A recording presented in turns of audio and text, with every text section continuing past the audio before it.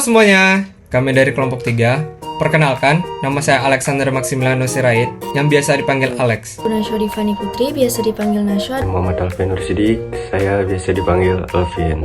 Saya Muhammad Zahrian Zahrullah Razab. Saya Yuzifa Maulida Sania, biasa dipanggil Ziva. Saya Muhammad Atkia, atau biasa dipanggil Atki. Aku Daeva Berlian Subagio, biasa dipanggil Daeva.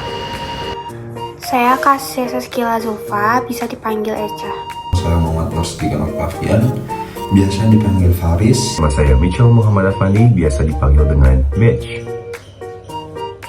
Saya William Syafna Trisna Sejati. Saya Aiza Amelia Insani, bisa dipanggil Amel. Saya Erza Nugraha. Aku Anin Deutari, biasa dipanggil Anin. Saya Benar Rezeki, biasa dipanggil Benar. Nah, itu dia perkenalan singkat dari kelompok 3.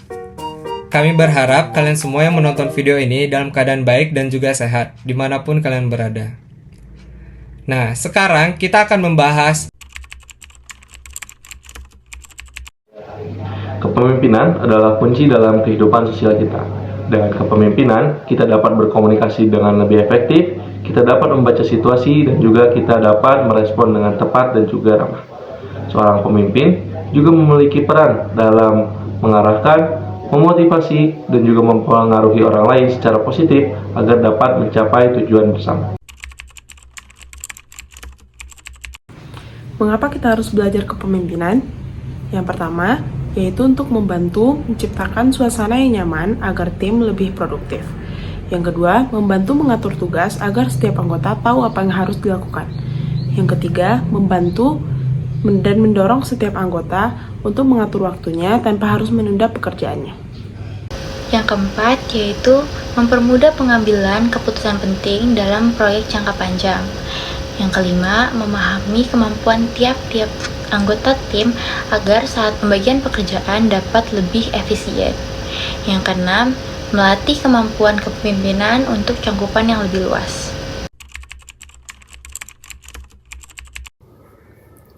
Ada 4 hal utama yang harus dimiliki seorang pemimpin. Yang pertama ada kejujuran. Seorang pemimpin tidak boleh menyembunyikan informasi penting dari para anggotanya.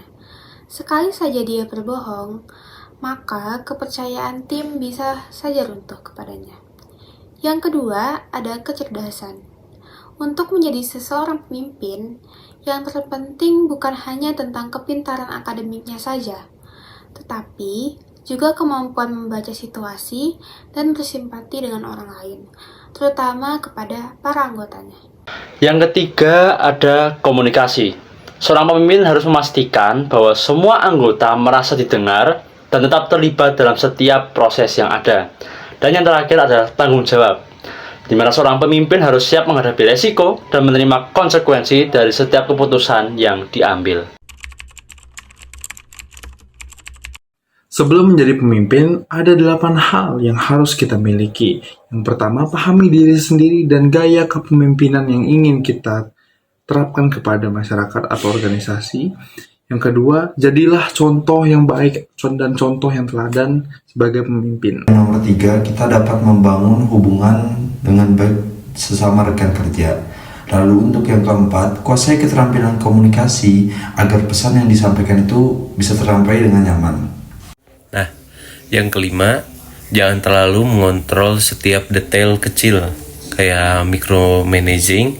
Yang keenam, selalu memberikan motivasi kepada anggota tim lainnya. Oke, untuk selanjutnya, nomor 7, jangan menuntut rasa hormat, hargai orang lain, maka orang lain akan menghargai Anda.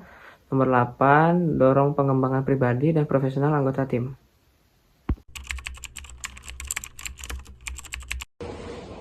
Mengelola komunikasi digital secara efektif. Seorang pemimpin harus memastikan komunikasi dalam tim berjalan dengan lancar, meskipun melalui platform digital. Implementasi yang dapat kita lakukan antara lain. Nah, yang pertama, memilih alat komunikasi yang tepat seperti Slack, Zoom, atau Microsoft Teams, sesuai dengan kebutuhan tim. Menerapkan kebijakan komunikasi yang jelas untuk menghindari kesalahpahaman dalam interaksi digital. meningkatkan keterampilan komunikasi digital, baik secara tulisan seperti chat maupun secara email, dan baik dalam lisan seperti video call dan juga webinar. Selanjutnya, membangun budaya komunikasi yang terbuka dan responsif, di mana setiap anggota tim merasa nyaman untuk berbagi ide, memberikan umpan balik, serta menyampaikan tantangan yang dihadapi dalam lingkungan digital.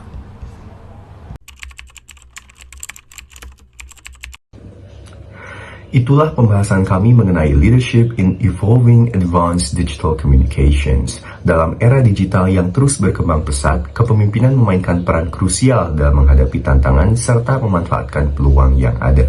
Dengan memahami bagaimana teknologi komunikasi yang semakin canggih dapat diintegrasikan secara efektif, para pemimpin dapat menciptakan inovasi, meningkatkan efisiensi, dan mendorong kolaborasi yang lebih baik di berbagai sektor. Kami berharap banget informasi yang telah disampaikan dapat memberikan wawasan yang bermanfaat serta menginspirasi untuk terus belajar dan beradaptasi dalam dunia yang semakin terdigitalisasi. Terima kasih kepada semua yang telah menyaksikan dan mendukung diskusi ini.